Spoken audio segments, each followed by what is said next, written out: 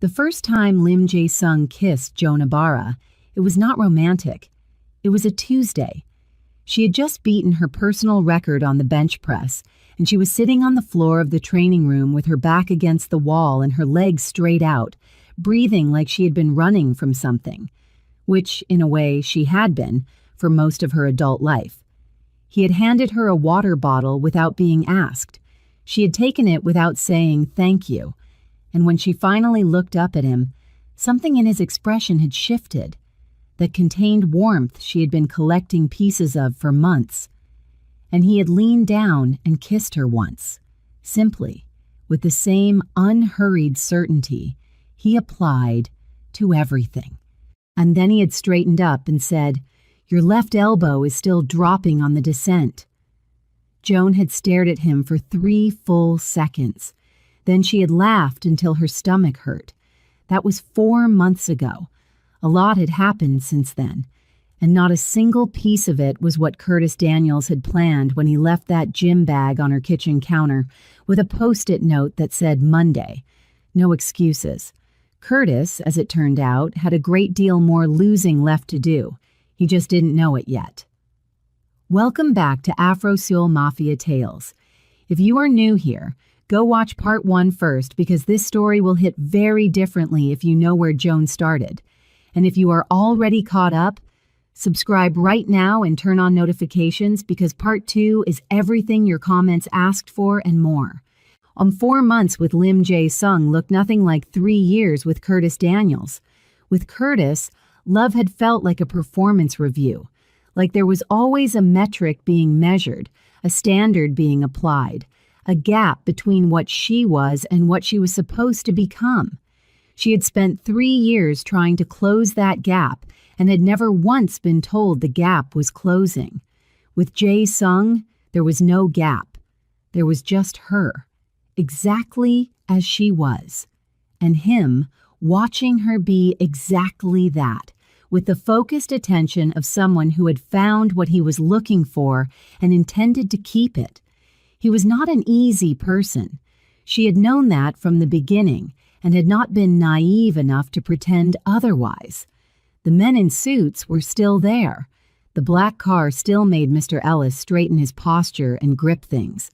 And the calls Jae-sung made, the ones he did not discuss with her, the ones that happened in his office with the door closed and resolved whatever needed to be resolved, those calls still happened. She had made her peace with the shape of his life because she had looked at it clearly and decided that what he was in the world and what he was with her were not the same conversation. What he was with her was present, completely, startlingly present.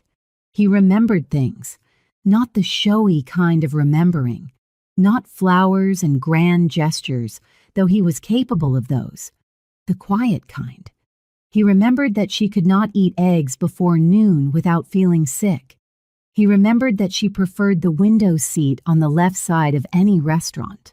And he remembered that she hated being startled, and so he always made a small sound when he entered a room she was in, even his own rooms, even rooms she had been in for hours.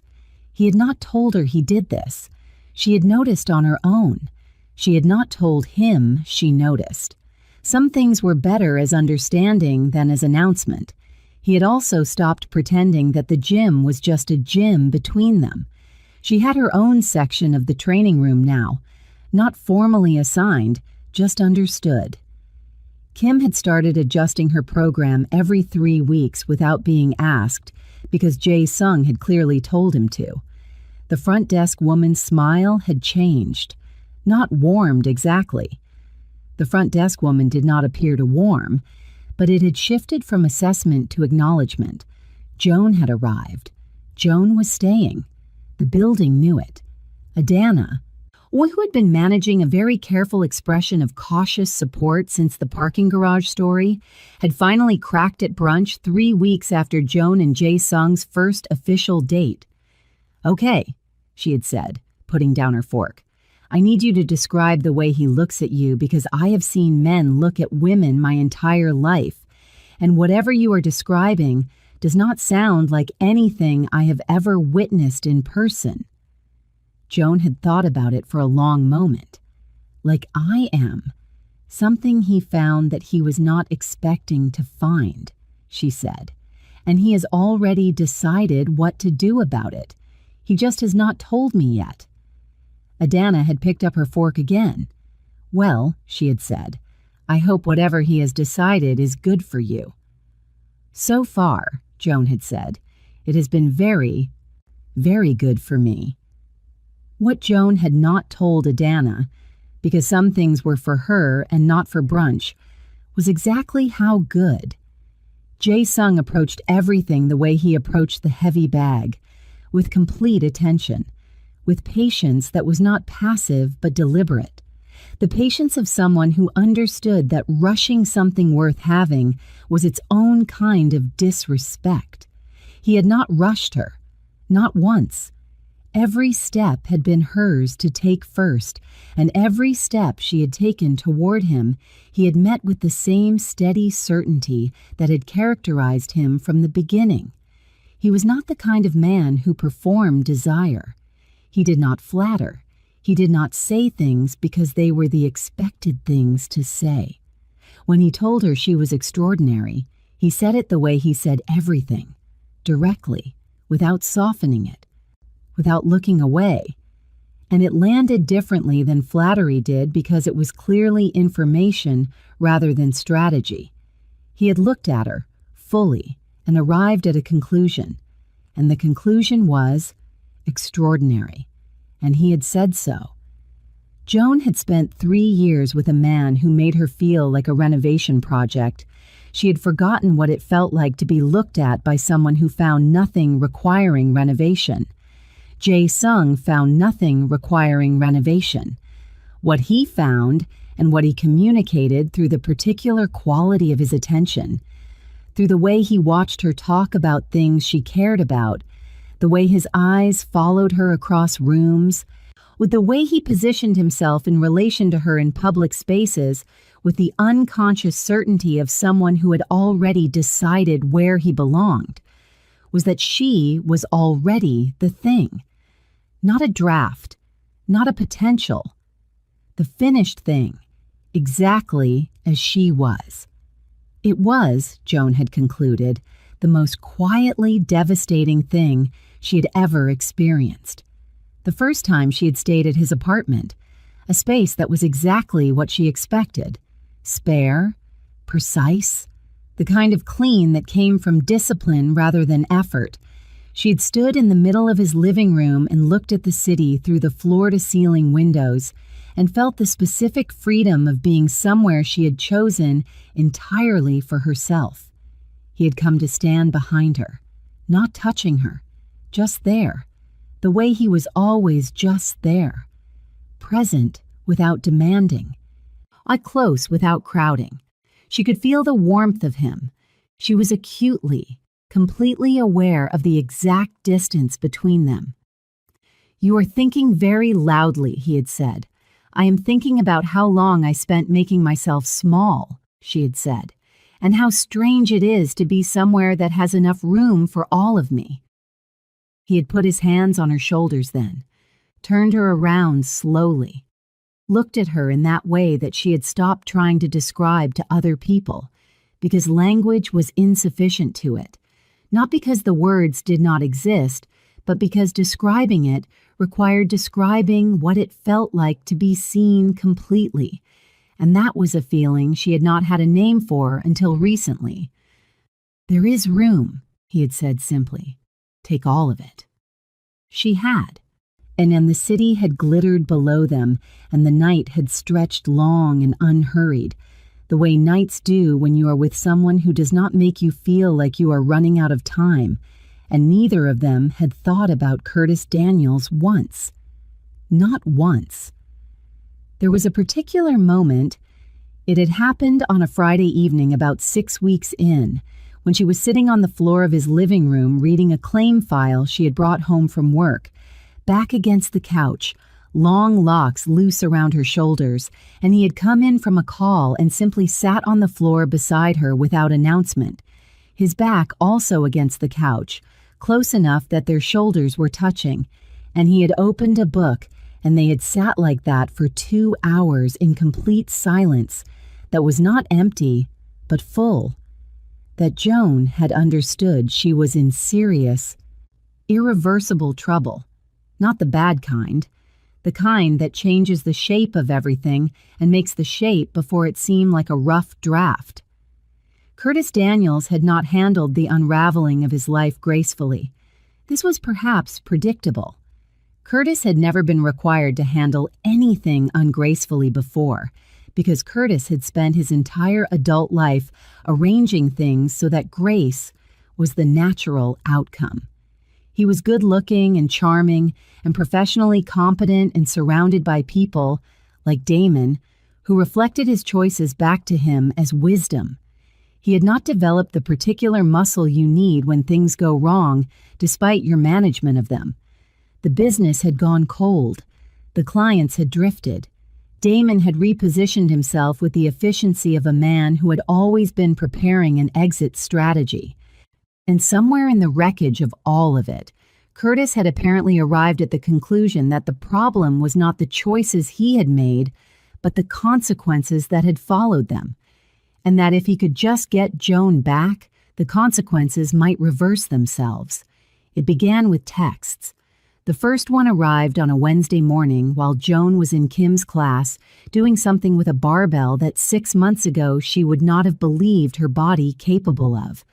Joan, I know I don't deserve this, but I need to talk to you. Please. She had read it, finished her set the barbell down, and not replied. More followed.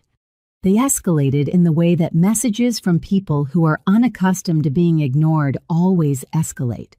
From careful to pleading to, eventually, something that had abandoned careful entirely. I made mistakes. I know what I did. I need you to know I know. Joan, please. Everything fell apart. I have nothing. I just need to talk. You were the best thing in my life, and I didn't know it until I lost it. That is the truth. Joan read each one with the same neutral attention she had given the voicemails months ago. She did not feel gratified. She did not feel sad. She felt mostly the mild interest of someone observing a process that had been set in motion and was now completing itself without any input required from her. She showed them to Jae Sung once, not because she needed his permission or his response.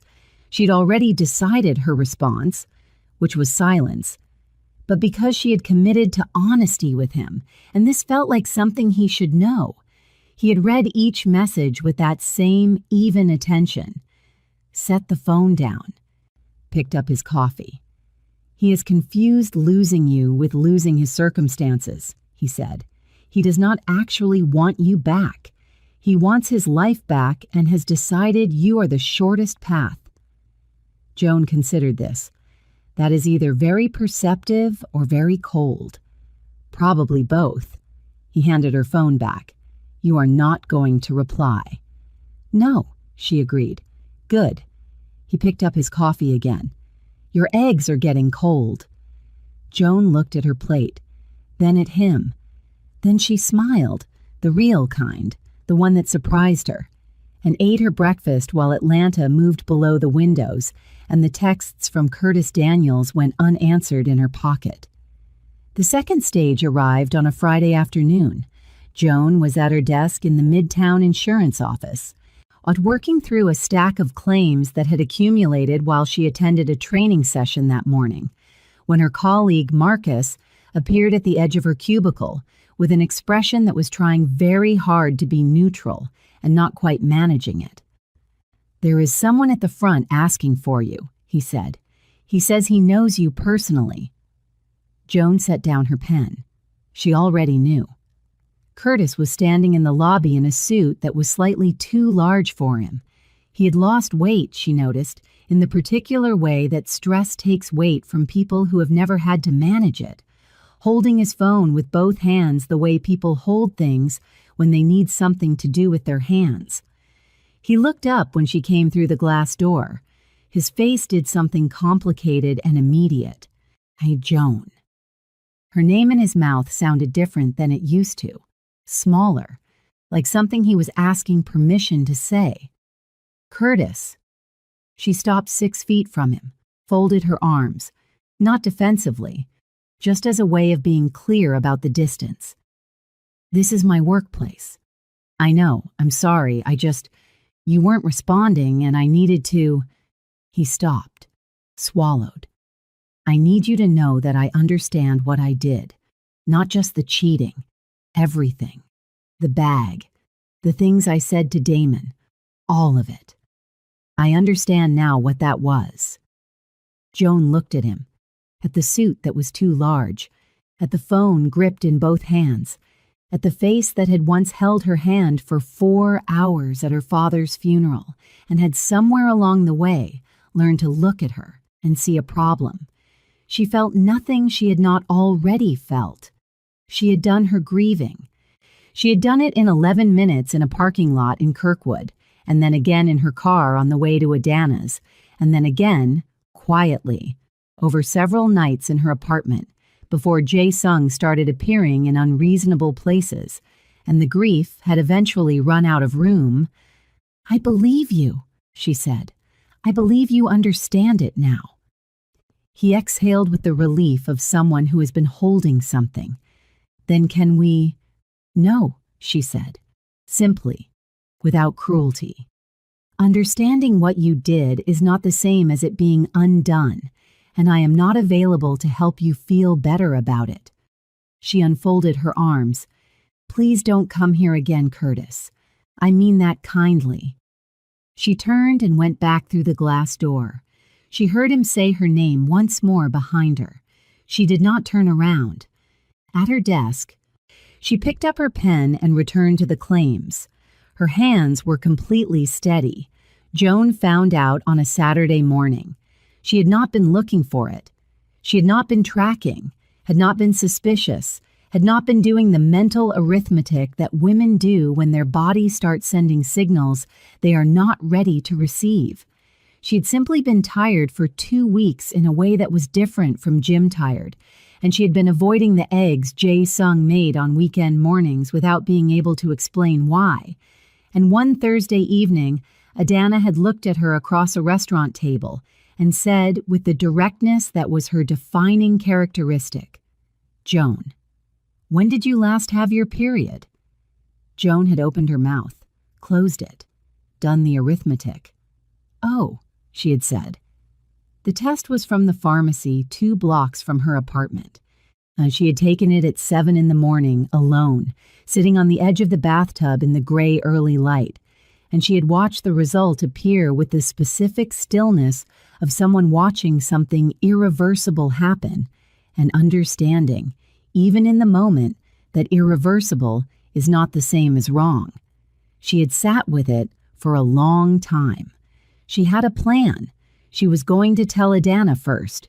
She was going to sit with it for a day or two and find the right words and the right moment, and then she was going to tell Jae-sung in the way that something this significant deserved to be told, with intention, with care, with the full weight of what it meant between them. She had wrapped the test carefully in tissue and placed it at the bottom of her bathroom bin. She came home from Adana's that Saturday evening to find him in her kitchen making jollof rice. He had learned, specifically because it was hers, the way she made it, and the apartment smelling warm and familiar and right. She set her bag down. He turned from the stove, and the look on his face stopped her completely. Not surprise, not alarm, something much more careful than either of those things. Jae-sung, she said slowly. He reached into the pocket of his jacket, which was hung over the kitchen chair, and placed something on the counter between them. The pregnancy test, still wrapped in tissue, slightly unfolded. Joan stared at it, then at him. You went through my bin. I was replacing the bin liner, he said. It is a domestic task, not surveillance. A pause. I was not looking for it. But you found it. Yes.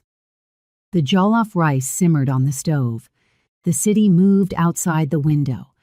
Joan looked at the test on the counter and then at the man standing in her kitchen who'd been replacing her bin liner because he noticed when domestic things needed doing and simply did them without announcement. "I was going to tell you," she said. "I had a whole plan." "Oh."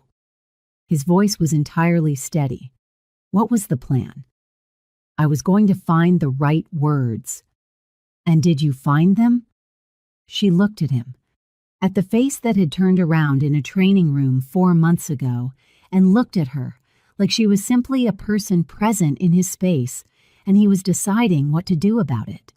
And at the man who had counted 9 days and admitted he noticed when she was gone, who had stationed people in a parking garage and made calls that rearranged the professional landscape of Atlanta, and learned to make jollof rice and remembered which side of the restaurant she preferred and made a small sound when entering rooms so she would not be startled. "I'm pregnant," she said. The right words, as it turned out, were the simple ones. Something moved across his face, not the ghost of a smile, not contained, not partial. The full thing, complete and unguarded, the most open expression she had ever seen on him, and underneath it, something that looked very much like a man who had been waiting, without knowing he was waiting, for exactly this. And he crossed the kitchen in 3 steps and put his hands on either side of her face and kissed her. Not briefly, not carefully, with the full force of everything that had been building since a Tuesday in a training room when she had laughed until her stomach hurt. When he finally pulled back, his forehead was against hers. His eyes were closed. "The rice," Joan said. He turned off the stove without letting go of her face. "Jae-sung," she said. "Are you all right?" He opened his eyes, looked at her. "I am," he said. "Considerably more than all right." Joan laughed, the real kind, and he watched her laugh the way he always did, like he was filing it in a place he would never let anything touch. The Atlanta Business Excellence Dinner was held every year at the Grand Hyatt in Buckhead. Black tie, open bar, the kind of event where deals were made over dessert and reputations were either solidified or quietly destroyed between the appetizer and the main course.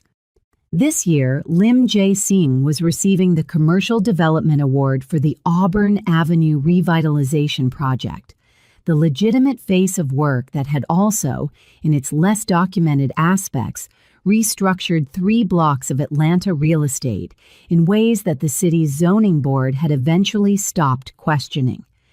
Joan had known about the dinner for 3 weeks.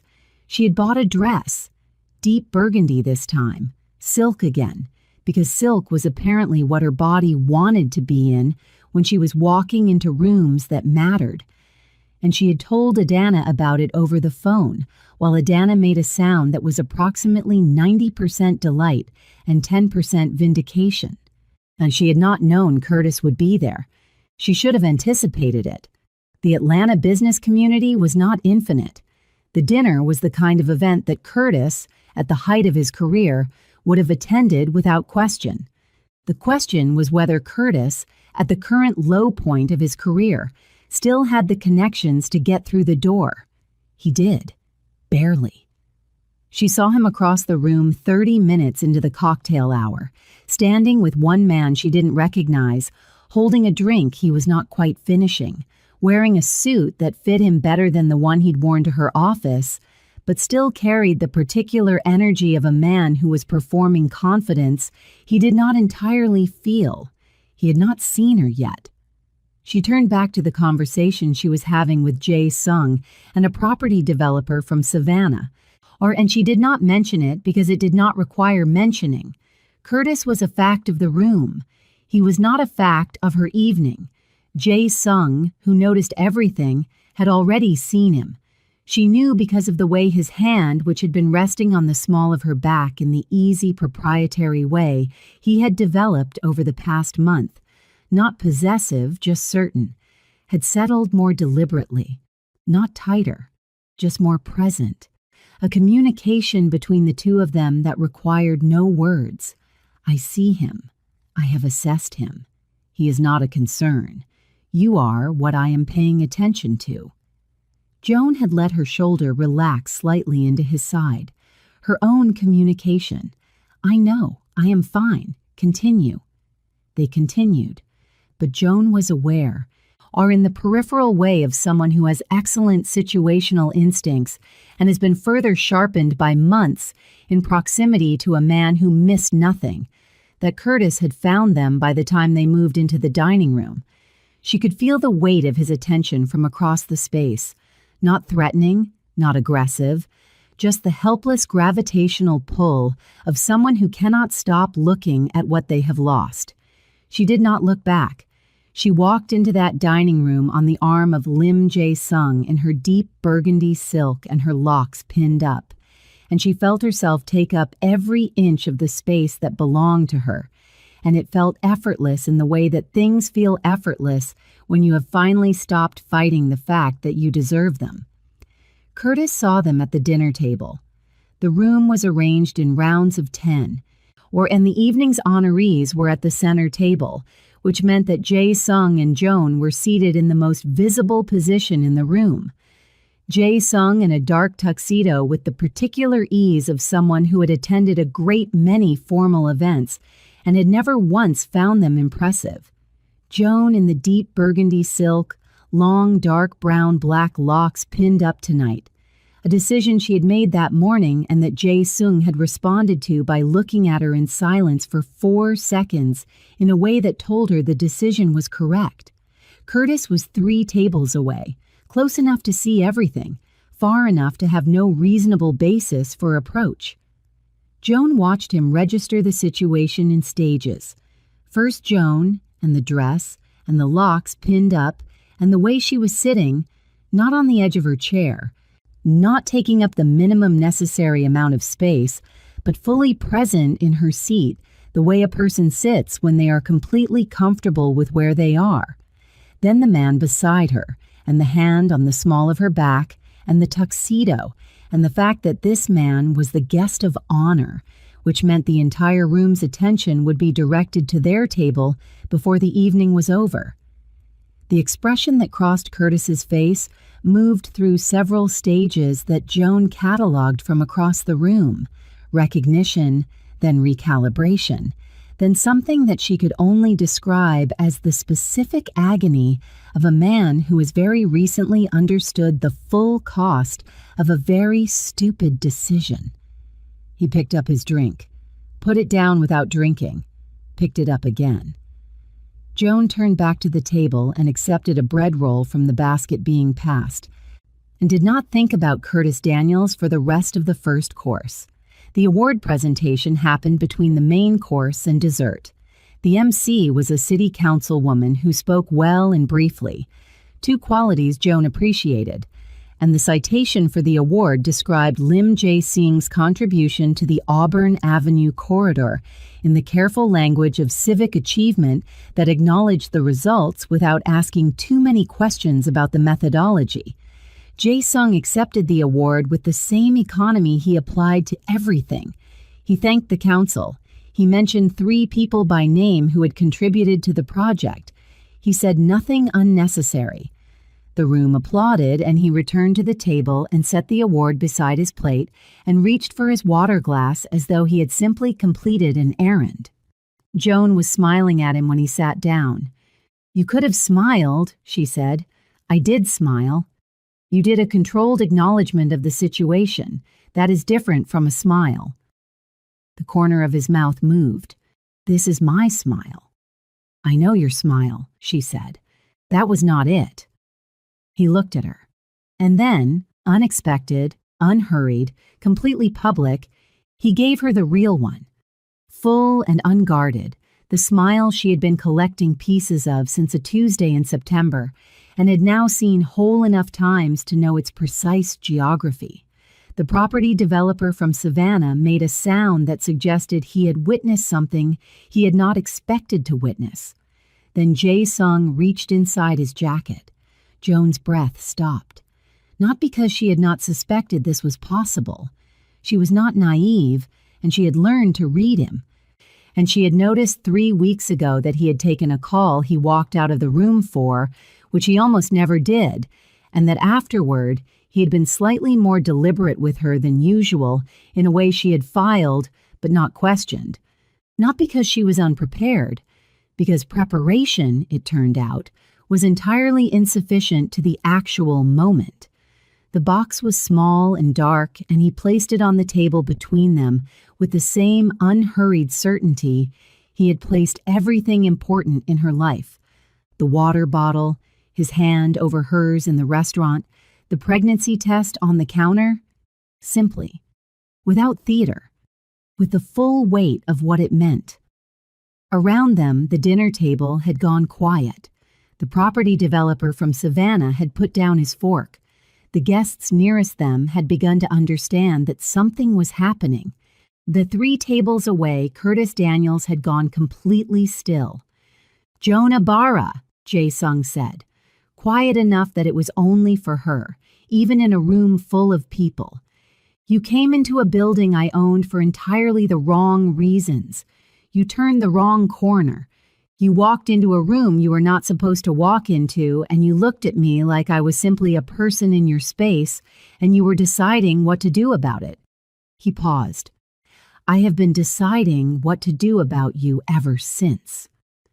Joan's eyes were doing something she had not given them permission to do. "I have a list," he said, "of everything you are, every opinion, every certainty, every time you ordered what you wanted without looking at me to see if it was acceptable, every time you laughed before you could stop yourself, every time you picked up a weight and were surprised by what your body could do, every time you walked into a room and took up every inch of space that belonged to you without apology." He held her gaze. "I am not finished with the list. I do not intend to be, but I would like, if you will allow it, to be the one who keeps adding to it." He opened the box.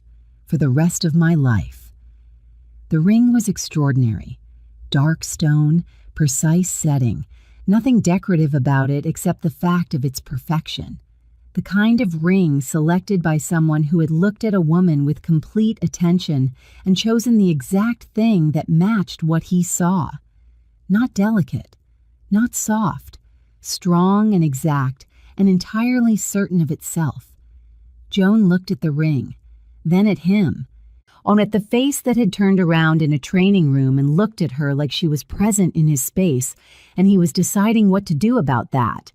At the man who had said, "Your form is going to cost you your shoulder," and kissed her, and then commented on her elbow.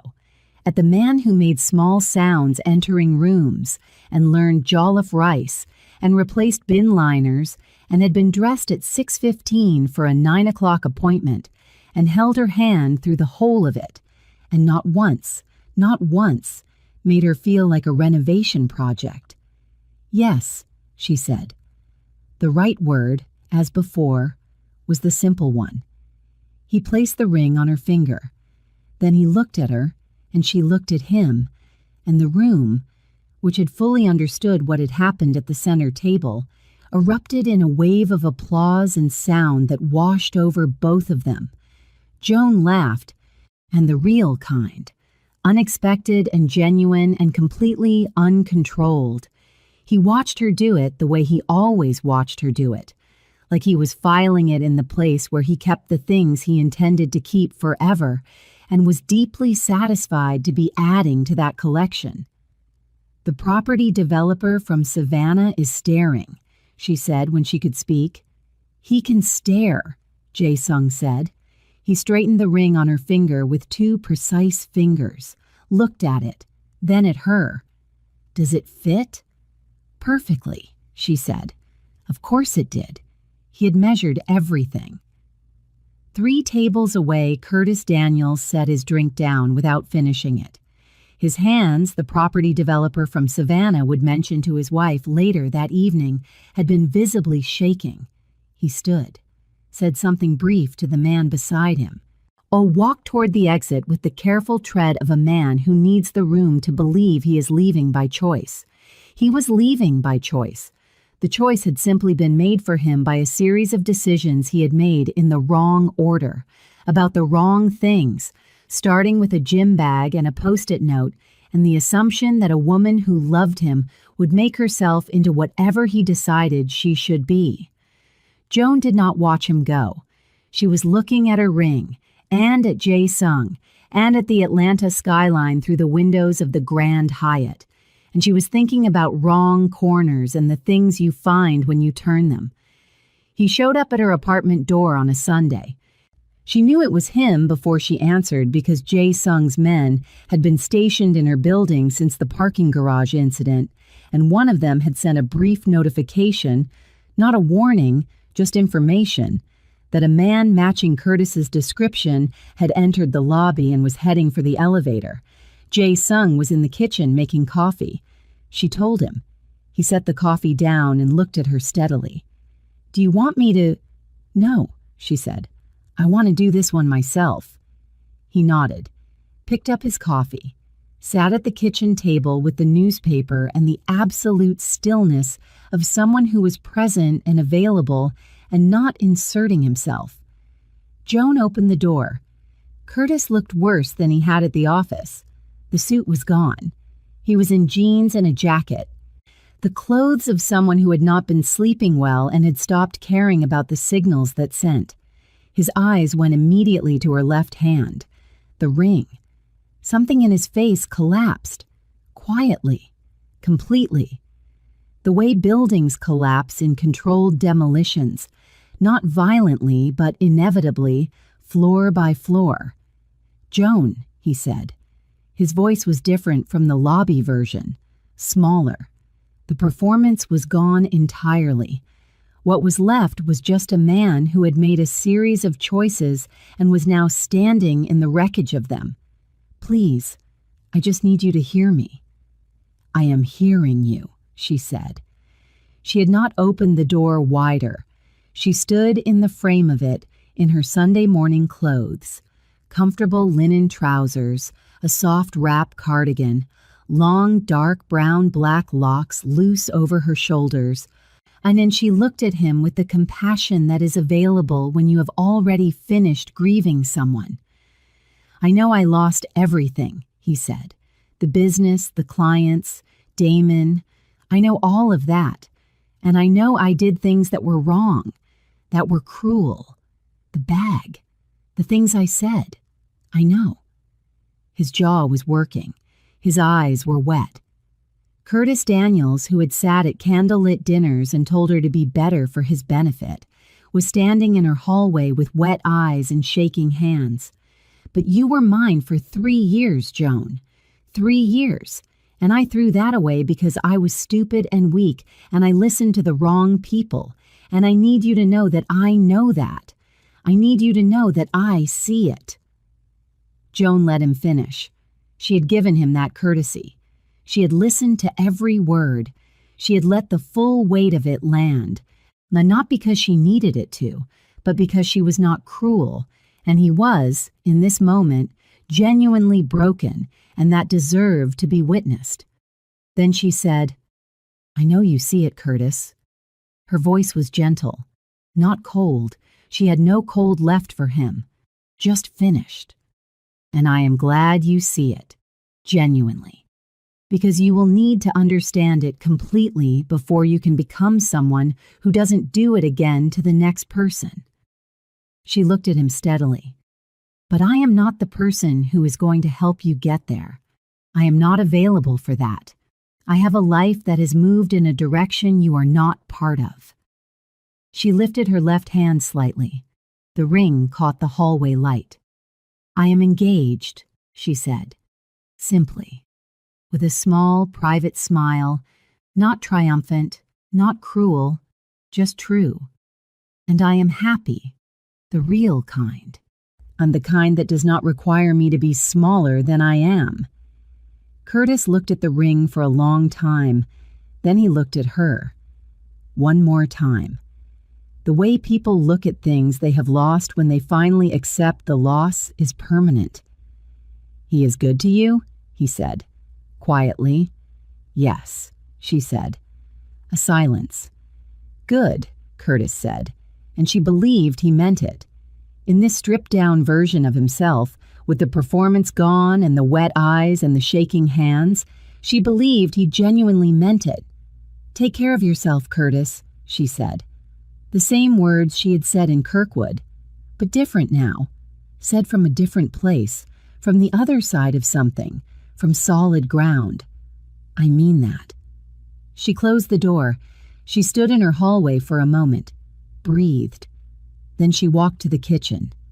Jae-sung looked up from his newspaper, and he did not ask. He simply looked at her with that complete attention, reading her the way he always read her, with the patience of someone who had decided she was worth understanding entirely. "He is gone," she said. "Yes," Jae-sung said. "For good this time." "Yes," he said again. He folded his newspaper. "Coffee?" "Please," she said. She sat at the kitchen table across from him in her Sunday morning apartment with the Atlanta light coming through the windows and accepted the coffee he placed in front of her and felt the specific piece of a chapter that has been properly closed. Adana's reaction to the engagement was everything Joan had anticipated, and more. There was screaming. There was a significant amount of crying from Adana, who claimed she was not crying and was clearly crying. There was a very long and detailed examination of the ring, during which Adana said the word extraordinary 7 times and held Joan's hand up to 3 different light sources to ensure she was seeing the stone correctly. There were plantains, because plantains were Adana's response to every emotional event of significance. There was a long conversation about what kind of wedding and where and who would be invited and whether Mrs. Park would cater, because Adana had apparently decided that Mrs. Park was a permanent character in their story and should be treated accordingly. "Small wedding or big wedding?" Adana demanded, mouth full of plantain. "Small," Joan said immediately. "How small?" "The people who were actually there. The people who are part of the story." Adana considered this. Mrs. Park, Kim, and the men from the gym who stood near the windows at the gender reveal and pretended not to feel things, but very clearly felt things. Yes, and Jae-sung's people, whoever they are. Adana waved her fork. "The organization." "Not the organization," Joan said. "Just the people." Adana looked at her for a long moment. "Are you happy, Joan? Really, truly, completely happy?" Joan thought about it, not reflexively, genuinely the way you consider things when the answer matters enough to get right. She thought about the 6:15 morning and the tea and the sealed envelope. She thought about 3 squeezes and their private language and the way he entered rooms. She thought about the ring that fit perfectly because he had measured everything. She thought about being told she was extraordinary as information rather than strategy, and what it felt like to believe it because the person saying it looked at her while they said it and did not look away. "Yes," she said, "completely." Adana's eyes went bright again. She pointed her fork. "Then that is the whole story right there." Joan smiled. "It is not the whole story. There is still the gender reveal." Adana put her fork down. "Right," she said, in a completely different voice. "About that, I need you to prepare me. I have already cried twice today, and I do not have the structural integrity for a 3rd time."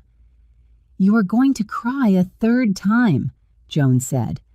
"I know," Adana said. "I just want to be on record as having said I was unprepared." Joan lay in Jae-sung's apartment. Their apartment now, practically speaking. The way that things become official before they are officially official, and looked at the ceiling while Atlanta moved below the windows in its usual indifferent way, and she thought about all the versions of this moment that had not happened. The version where she had stayed with Curtis and made herself smaller and smaller until there was not enough of her left to find. The version where she had never gone to that gym, never turned that wrong corner, never stood in that doorway watching a man work a heavy bag with the kind of focus that felt private. The version where she had taken the other exit from the parking lot that first day and never walked past the hallway at all. She felt Jae Sing's hand find hers in the dark. He was awake. He was always aware of her, even in sleep, even in the particular quiet of 2 in the morning. "You are thinking loudly again," he said. "I am thinking about wrong corners," she said.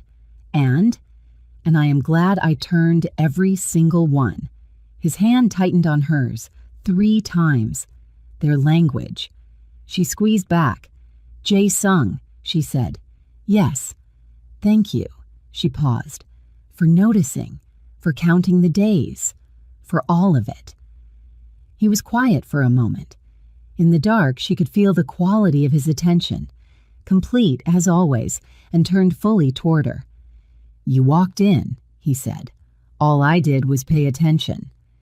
"That," Joan said, "is actually everything."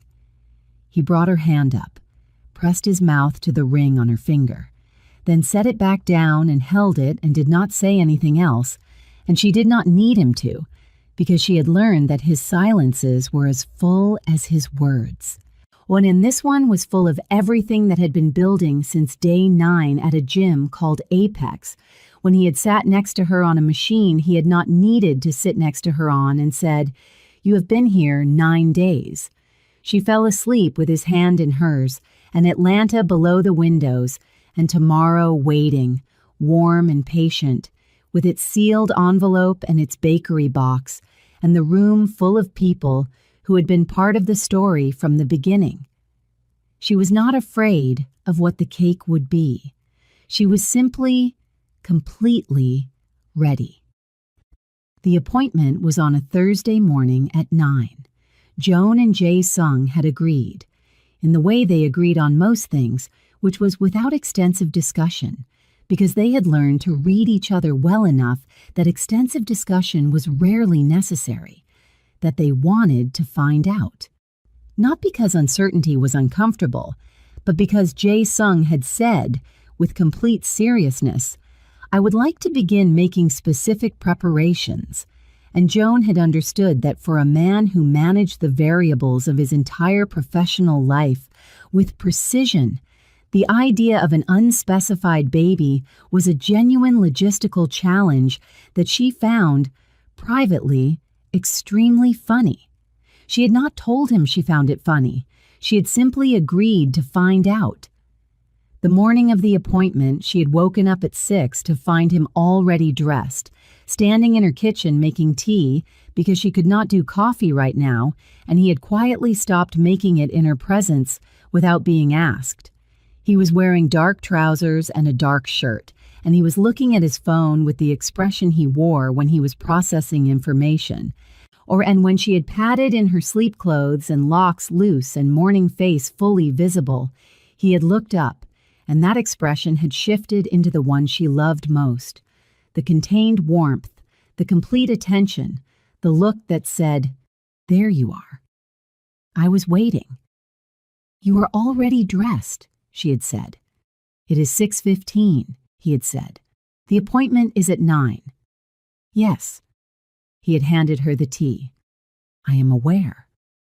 Joan had looked at him, at the man who ran an organization that moved through Atlanta like weather, who had made cases go cold and property owners reconsider their attachments and position men in parking garages to protect a woman who had walked into a building for the wrong reasons.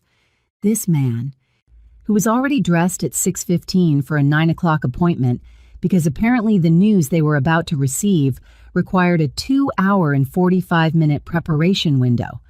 She had drunk her tea and not said anything and loved him completely in that moment. The doctor had asked if they were ready. They had both said yes at the same time, in exactly the same tone, and the doctor had smiled. Jae Sing had taken Joan's hand during the appointment and not let go.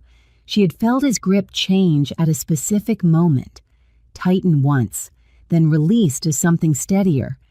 And she had understood that whatever was being confirmed was landing in him the same way the pregnancy test had landed in that unguarded place beneath everything he managed.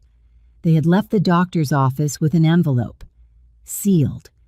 Instructions given to Adana with very specific requirements about the bakery and the color and the timing. They had driven home in the particular silence of two people holding something enormous and having agreed, together, to wait a little longer before opening it. At a red light, Joan had looked at Jae Sung's profile, at the sharp jaw and the strong brow and the intense dark eyes focused on the road, and the hands, one on the wheel, one still loosely holding hers between the seats. "Are you all right?" she had asked. He had looked at her. That look, the unguarded one. "I am," he had said, "completely and entirely all right." The light had changed. He had driven, and Joan had held his hand and looked at Atlanta going past the windows and thought and understood, completely and finally, that none of it had been wrong. And it had all been the path, every single piece of it. They had told no one except Adana and Mrs. Park, who had been informed at dinner the previous week and had responded by bringing out an extra dish of paging and saying, in Korean, something that Jae Sung had translated as approximately, "It was time." Adana's apartment on Saturday afternoon smelled like the bakery box she had picked up that morning, and the jollof rice Mrs. Park had insisted on contributing, and the particular warmth of a space that has been prepared for something that matters. The people who mattered were Adana, who had been vibrating with contained energy since Thursday when Joan had sent a single text that said the appointment was done and the envelope was sealed. Mrs. Park, who had arrived first, as she always arrived, on with food and the particular dignity of a woman who had seen a great deal and was quietly glad about this specific development. Kim from the gym, who had been included because he had been there, had been part of the building, part of the months, part of the slow construction of something that had begun as a woman lifting a weight wrong and become this. And two of Jae Sung's men from the gym, who stood near the windows with their customary quietness, and who Joan had learned, over months, were not as without feeling as their professional posture suggested. Jae Sung stood beside Joan with his hand in hers. He was wearing a dark shirt and dark trousers, his version of casual, which looked more put together than most people's formal, and he was looking at the bakery box on Adana's coffee table with the expression of a man who was managing something very carefully. Joan squeezed his hand. He squeezed back. 3 times. Their private language, developed without discussion. "Okay," Adana said from across the room, voice pitched 2 notes above her normal register. "I cannot stand this. Someone open the box." "You open it," Joan said. "You have been waiting longer than anyone." "That is factually untrue. You have been waiting since Thursday." "Adana," Jae Sung said quietly. He did not say please. He did not need to. His voice had that particular quality that resolved situations without requiring volume. Adana opened the box. The room went completely quiet. Joan felt Jae Sung's hand tighten around hers. Not her 3-squeeze language, just a grip. Involuntary. Complete. The grip of someone who has been managing something carefully and has, for one unguarded moment, stopped managing it. She turned to look at him. His face was doing the thing she loved most. The unguarded version, the one that only appeared in moments he had not anticipated and could not contain.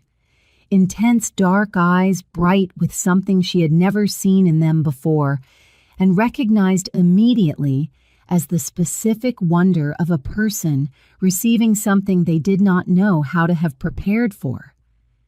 "Jae Sung," she said softly. He looked at her, and she saw it.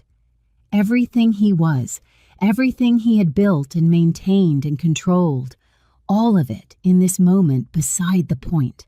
When what was left was just a man in Adana's apartment on a Saturday afternoon, holding the hand of the woman he had counted 9 days for, and finding out something that was going to change the shape of everything. "Okay," said Adana from across the room, voice cracking completely.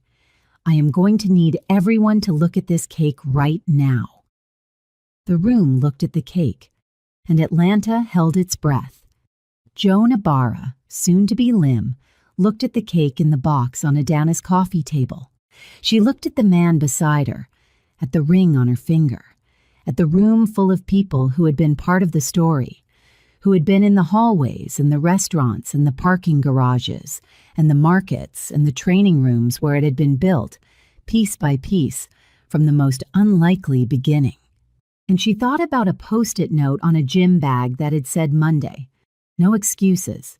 She thought about turning the wrong corner. She thought about the heaviest weight she had ever lifted and a voice that said, without urgency, without alarm, "Your form is going to cost you your shoulder." And she thought, look where the wrong corner took me. She squeezed Jae-sung's hand 3 times. He squeezed back, and they looked at the cake. "And that is where I am going to leave you. I know, I know." Drop your guess in the comments right now, boy, girl, or twins, and let me know if you want part 3, because Joan and Jae-sung's story is not finished and neither is yours. If this story gave you something today, if you felt even one moment of Joan in yourself, please like this video, share it with someone who needs to hear it. And subscribe so you are here when the next chapter drops. I make these for you, every single one. See you in part 3.